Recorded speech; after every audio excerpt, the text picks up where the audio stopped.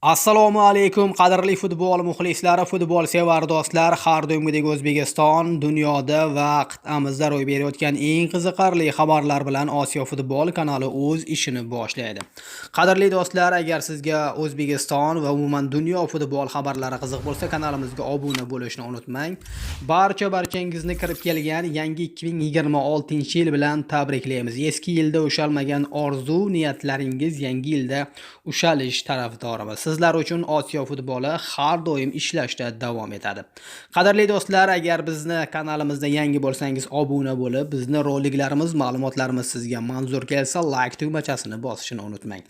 Darvoqe, agar bizni kanalimizga donat qilishni xohlasangiz, buning uchun sizdan bag'oyat minnatdormiz. Izohlar bo'limiga donat qiladigan raqamlarimizni qoldiramiz. Donat qilganlardan bag'oyat minnatdormiz. Sizlar uchun biz ishlashda davom etamiz. Ekran oldiga yaxshilab joylashib oling, biz boshladik. Xo'sh, 2026-yilga mavsumga tayyormisiz? Ha, qadrli do'stlar, 2026-yilda bizni yana juda ham muhim musobaqalar kutib turibdi. Birinchisi U23 Osiyo Kubogi, ikkinchisi futzal Osiyo Kubogi, uchinchisi martda terma jamoamiz o'rtasidagi o'rtoqlik uchrashuvlari, to'rtinchisi U17 Osiyo chempionati, beshinchisi Jahon chempionati, ya'ni Kanada, Meksika va AQShda bo'lib o'tadigan kattakon mundial. Mana shu musobaqa biz uchun juda muhim. 6-si Osiyo o'yinlari 2026, 7-si Osiyo Elit Ligasi, Farg'onaning Neftchi, Toshkentning Paxtakor jamoalari vatanimiz sharafini himoya qiladi. 8-si esa U17 Jahon chempionati. Hoji Akbar Alijonov transferi Persepolisga qariyb 1.4 million dollarga tushishi mumkin ekan. Katta ehtimol bilan Hoji Akbar Alijonov yangi mavsumni Eronning Persepolis klubida boshlashi mumkin. Real Madrid yanvar oyidagi transfer bozoriga chiqmaydi. Bu degani Abduqodir Husanov hech qanaqasiga Ispaniyaning Real Madrid klubiga ijaraga o'tmaydi. U o'z faoliyatini Manchester City'da davom ettiradi.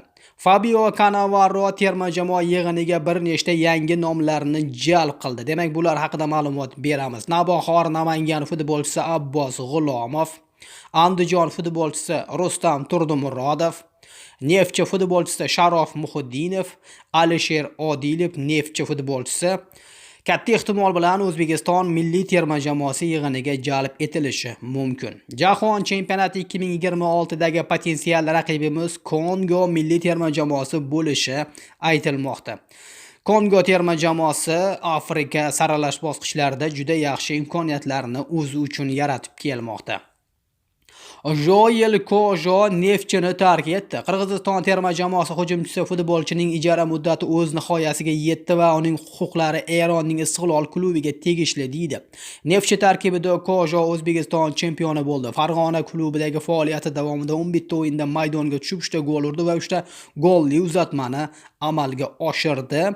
Qirg'izistonlik futbolchi Farg'onadan ketdi.